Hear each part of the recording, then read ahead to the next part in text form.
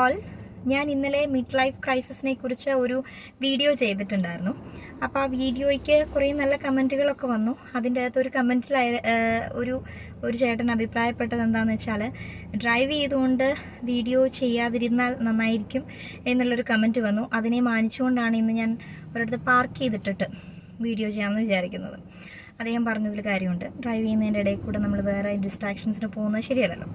അപ്പോൾ ഇത് mid life ക്രൈസിസിൻ്റെ ഒരു കണ്ടിന്യൂവേഷൻ, ആ വീഡിയോയുടെ ഒരു കണ്ടിന്യൂവേഷൻ ആയിട്ടാണ് ഞാനിത് ചെയ്യുന്നത്. അപ്പം നമ്മൾ ഇന്നലെ മിഡ് ലൈഫ് ക്രൈസിസ് എന്താണെന്ന് പറഞ്ഞു. ഇനി അതിന് പരിഹരിക്കാനായിട്ട് നമുക്ക് എന്ത് സൊല്യൂഷൻ എടുക്കാം എന്നാണ് ഞാനിപ്പോൾ പറയാൻ ഉദ്ദേശിക്കുന്നത്. അത് എനിക്കൊരുപാട് ഇതിനെക്കുറിച്ച് വലിയ ജ്ഞാനമൊന്നുമില്ല, പക്ഷെ ഞാൻ മനസ്സിലാക്കി, അല്ലെങ്കിൽ ഈ ടിപ്സ് കൊണ്ട് ക്യൂറായ അല്ലെങ്കിൽ അത് ഹെൽപ്പ് ഔട്ട് ചെയ്യാൻ പറ്റിയ കുറച്ച് ആൾക്കാരെ പേഴ്സണലി എനിക്ക് അറിയാവുന്നതുകൊണ്ട് ഞാനിത് നിങ്ങളിലേക്ക് ഷെയർ ചെയ്യുന്നതേ ഉള്ളൂ.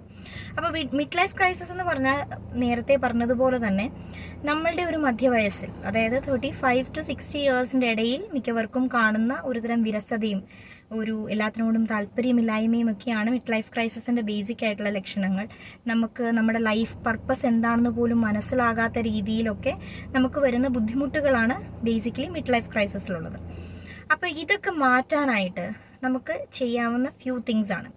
നിങ്ങൾ ഭയങ്കര സാച്ചുറേറ്റഡ് ആയി എന്ന് നിങ്ങൾക്ക് തോന്നുകയാണെങ്കിൽ ടേക്ക് എ ബ്രേക്ക്. അത് നിങ്ങളുടെ ജോലിയിൽ നിന്നാവട്ടെ, അല്ലെങ്കിൽ നിങ്ങൾക്ക് ഏറ്റവും കൂടുതൽ മടുപ്പ് തോന്നുന്നത് എന്തിലാണോ അവിടെ നിന്ന് ഒരു ചെറിയ ബ്രേക്ക്, ഒരു വലിയ ലോങ് ബ്രേക്കിനെ കുറിച്ചല്ല ഞാൻ പറയുന്നത്, ഒരു ചെറിയ ബ്രേക്ക് എടുത്ത് ഒരു നല്ല യാത്രയ്ക്കൊക്കെ ഒന്ന് പോയി വരുമ്പോൾ നിങ്ങൾ കുറച്ചുകൂടെ റിഫ്രഷ്ഡ് ആവുന്നതായിട്ട് നിങ്ങൾക്ക് ഫീൽ ചെയ്യും. ഇതൊക്കെ എല്ലാവർക്കും ചെയ്യാൻ കഴിയുന്ന കാര്യങ്ങളാണ്. അപ്പോൾ ജസ്റ്റ് ട്രൈ ദാറ്റ് ഔട്ട്. ഒരു ചെറിയ ബ്രേക്ക് എടുത്ത്, ഭയങ്കരമായിട്ട് നമ്മളൊരു സാച്ചുറേഷനിലേക്ക് എത്തുന്നു എന്ന് തോന്നുമ്പോൾ definitely you should go for a break. ചിലപ്പോൾ നമ്മുടെ ഒരു പരസ്യത്തിലൊക്കെ പറയുന്ന പോലെ, 5 സ്റ്റാറിൻ്റെ പരസ്യത്തിൽ പറയുന്ന പോലെ, ചിലപ്പോൾ ഒന്നും ചെയ്യാതെയും ഇരിക്കും. ഒരുപാട് അങ്ങോട്ട് നമ്മൾ ചെയ്ത് മടുക്കുമ്പോൾ ജസ്റ്റ് കീപ്പ് എ പേസ്, കുറച്ച് കാം ഡൗൺ ആയിട്ട് സെറ്റിൽ ചെയ്യുക. That is one thing.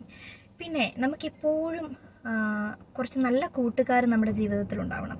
നമുക്കൊരു പ്രശ്നം വന്നാൽ നമുക്ക് ഓടിപ്പോയി പറയാൻ ഒരിടം ഉണ്ടാവുക എന്നുള്ളത് വളരെ ഇമ്പോർട്ടൻ്റ് ആണ്. ഞാനിപ്പോഴും പേഴ്സണൽ സ്പേസിനെ കുറിച്ചൊക്കെ ഇതിനു മുൻപും സംസാരിച്ചിട്ടുണ്ട്. അപ്പം നമ്മളുടെ പ്രശ്നങ്ങൾ നമ്മുടെ ഫ്രണ്ട്സുമായിട്ട് അല്ലെങ്കിൽ നമ്മുടെ പ്രിയപ്പെട്ടവരുമായിട്ട് ഷെയർ ചെയ്യുക. ഇത് ഞാൻ കൂടുതലും ആണുങ്ങൾക്ക് റെക്കമെൻഡ് ചെയ്യുന്നു. ബിക്കോസ് അവർ പൊതുവേ എങ്ങനെയാണെന്ന് വെച്ചാൽ, സ്ത്രീകളാവുമ്പം അവർ കുറേയും കൂടെ ബൈ നാച്ചുറലി നമ്മളിങ്ങനെ ഷെയർ ചെയ്തുകൊണ്ടിരിക്കും. പക്ഷേ ആണുങ്ങൾക്ക് അവരുടെ പ്രോബ്ലം തന്നെത്താനെ സോൾവ് ചെയ്യാനുള്ള ഒരു ടെൻഡൻസിയാണ് കൂടുതൽ. അപ്പോൾ അവർ കഴിയുന്നതും ഇത് പറയാതിരുന്ന് വെച്ചുകൊണ്ടിരുന്ന് കുറേ കഴിയുമ്പോൾ ദേ ഫീൽ സോ സാച്ചുറേറ്റഡ്. പിന്നെ അവർക്കൊരു സൊല്യൂഷൻ കിട്ടാതെ വരുമ്പോഴാണ് പല ആളുകളും സൂയിസൈഡിലേക്ക് വരെ അത് പോകുന്നത്. സോ ബേസിക്കലി നിങ്ങൾക്കുള്ള പ്രോബ്ലം എന്താണ് എന്നുള്ളത് നമുക്ക് ഏറ്റവും പ്രിയപ്പെട്ട ഒരാളുമായി നമ്മൾ ഷെയർ ചെയ്യുക. That is the second thing. The third thing is do something which you really love to do. നമുക്ക് എന്തെങ്കിലും ആവട്ടെ, whatever it is. ചിലപ്പോൾ ഒരു യാത്രയായിരിക്കാം, ചിലപ്പോൾ ഒരു നല്ല ഫുഡ് കഴിക്കുന്നതായിരിക്കാം, അല്ലെങ്കിൽ ചിലർക്ക് എന്താ പറയുക മ്യൂസിക് കേൾക്കുന്നതായിരിക്കാം, ചിലപ്പോൾ ഡാൻസ് ചെയ്യുന്നതായിരിക്കാം, അല്ലെങ്കിൽ എഴുതുന്നതായിരിക്കാം, വായിക്കുന്നതായിരിക്കാം, എന്തെങ്കിലും ആവട്ടെ.